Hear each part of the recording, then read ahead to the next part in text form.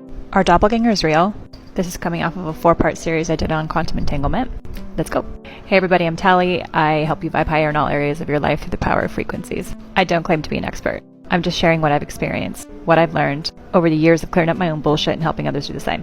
Back to science. Simply put, it always comes back to space-time. Where are you rendering yourself in what reality and what coordinate? Let's get this supported, shall we? First, I want to talk about this guy, Hugh Everett III. They were talking about the idea of parallel universes back in the 50s. Greene references his work in The Hidden Reality.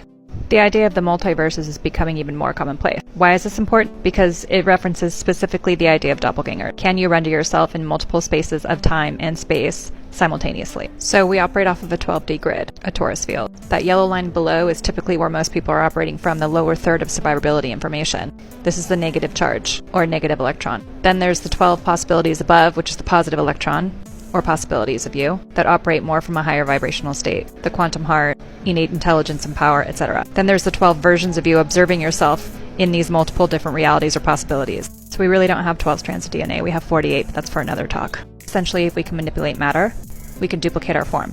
But here's where it gets interesting. It's the mental projection that changes it. Let me sum it up. Essentially, the argument for doppelgangers is pretty straightforward. If space can go on infinitely and can be arranged in infinite ways, for example, and you and I are just a configuration of particles, sooner or later we will repeat. Matter can duplicate itself in any configuration, but not repeat identically.